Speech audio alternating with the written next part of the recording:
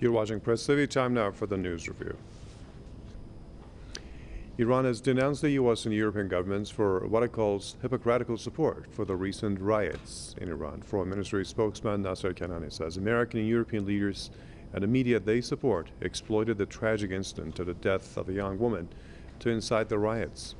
He says that they tried their best to back rioters under pretext of supporting the rights of Iranians. The official says that Western governments also ignored rallies by millions of Iranians against the rioters. The spokesman urged Western governments to abandon their false slogans and rather move to end what are called cruel and inhumane sanctions against Iran. Western officials, including those in the U.S., have frequently voiced support for the rioters in recent days.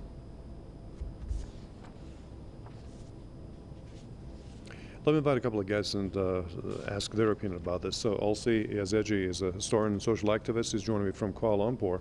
John Steppling is an author and commentator, joining me from Indre, Norway. Welcome to the show, gentlemen. Now, Olsi, I've been talking about this in the past couple of days with experts like yourself, and they're saying that there is no point in aggrandizing and bringing such a thing under a spotlight at such vast level, giving wall-to-wall coverage and the entire Western media. And one of the reasons they cite is that many similar incidents, or even worse incidents, totally go unnoticed. No media coverage about it. So they find this to be biased and with some sinister designs and schemes. Let's have your thoughts on that. Well, nobody cares in the West about Mahsa Amini, but we have to see the chronology of events. There have been a number of attacks against Iran in the past weeks, and these attacks have been coordinated by the US government. First, we have to mention that on the 7th of September, we had the Albanian government, which severed the diplomatic relations with Iran and expelled the Iranian embassy from Tirana, Albania. Then on 13th of September, we had a call from the Mujahideen al-Haq command, which is also based in Albania, where by using the name of Masoud Rajavi, an appeal was made to the Iranian people to revolt against the Islamic government. Mm-hmm. And after these attacks, and then we had a NATO chief, we had the State Department and a number of other Western institutions which sanctions a number of Iranian officials, and they blamed Iran for hacking state websites and institutions in Albania. And after all this happened, then we had the very surprising death of Mahsa Amini on 16th of September. So 3 days after an order was issued from the Mujahideen command in Albania for a revolt, and then we have this explosion. Now, what is going on is that everything is being orchestrated from the United States and CIA. There is an organized attack which is being directed against Iran, and as many of your viewers know, CIA fosters and keeps many Iranian and other groups West, pays them money, provides them with the media and others, which they do day and night propaganda against Iran. So the issue of Mahsa Amini, I think, is just a name, just an excuse. Probably Mahsa Amini was even maybe killed by the Mujahideen themselves. Everything is a setup in order to create troubles in the Islamic Republic. Okay. Now, John Steppling, how do you look at this? I mean, does the West really care about the lives of Iranians like Mahsa Amini? I mean, there were lots of patients who lost their lives because of lack of medicine due to sanctions. Of course, Iran has tried and found the way, and we're trying to produce lots of medicines inside the country ourselves. But it's not what the U.S. and the West care about, is it? So what is the goal? And who's behind this? Well, I mean, obviously, the United States doesn't care about the average Iranian. They wouldn't have the sanctions in place if they did. Sanctions always hurt the most vulnerable in the country being sanctioned. They're a form of collective punishment. And the U.S., it's their favorite diplomatic tool. How many countries are being sanctioned by the United States right now? They've imposed sanctions on, over a dozen countries, significant sanctions.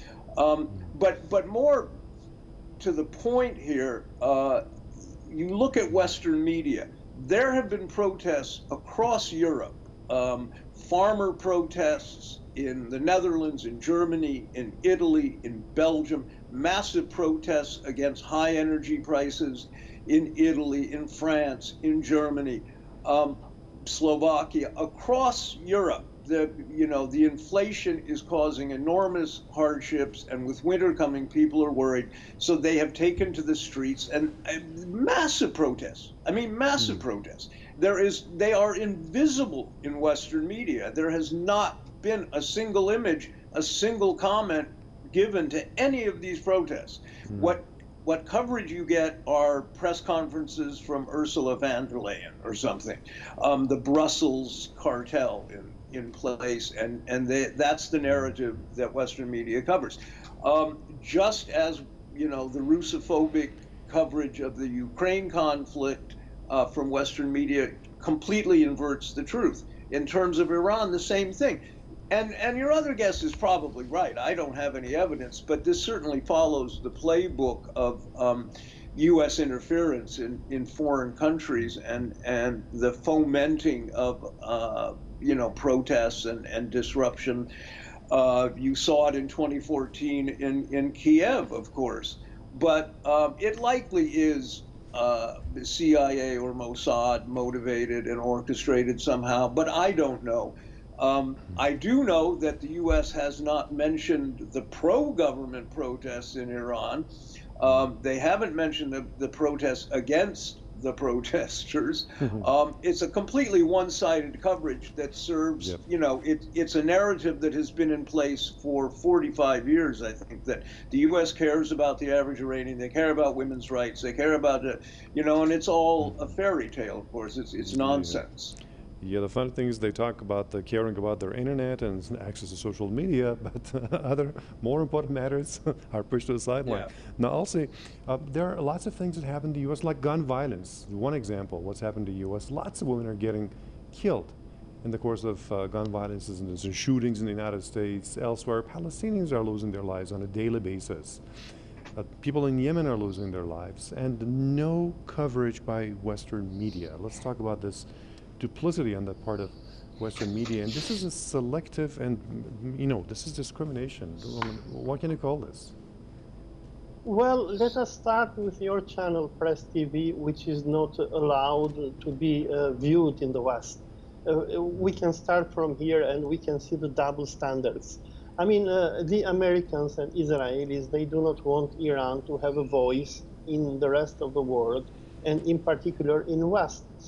Second is, as you rightly mentioned, we have people being killed every day in Palestine, in Iraq by US forces, in Albania, where I originally come. We have a very brutal government which jails people, and many people kill themselves in prisons because they have no money to pay the electricity bill, and nothing goes in Western media. The reason is very simple. The rest of the world doesn't, Western media, they don't care about what happens to humanity. They care about their agenda. And as I mentioned about the issue of Mahsa Amini, for your viewers, those who have seen the movie Wake the Dog with Robert De Niro and Dustin Hoffman, this is exactly what is being played in the case of Iran. We have a lady which goes to a police station, there she faints, later on she dies, and we have all this media industry which starts weaponizing a story of a poor girl and creating the West the myth that Iranians are some evil people. They have an evil government which kills women because they do not wear the hijab. And we have Western-funded Persian medias like BBC Persian or Iran International, which day and night they create fake stories. I've been involved a lot with the Iranian story from Albania and in the West. I know how the CIA in particular and Israeli Mossad are very good on creating fake stories.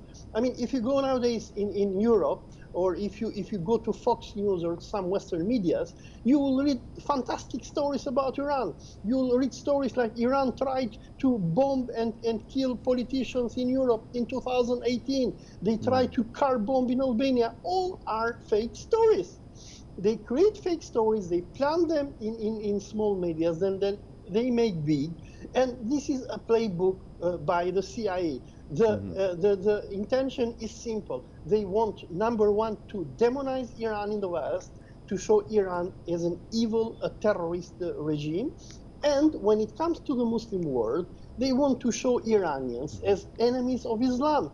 Yesterday, there was a news in Iran International claiming that a Sunni girl has been raped somewhere in Baluchistan. So they use the term Sunni, Baluchistan, they plant it on Iran International, because apart from creating all this noise and propaganda in the West, where they show the Iranian government as a brutal regime, now they want to incite even hatred within the Islamic world, and to portray Iranians like some evil Shias who go and rape Sunni girls. Okay. And John, in a couple of minutes, if we can, please, let's talk about the responsibility of the governments hosting these media that, as Olsi said, they're really spreading, they're not covering this in a balanced way, they're spreading, some biased and sometimes misinformation. Well, of course, the examples of Western media lying, openly lying, are so numerous. It would take an extended segment here to list them.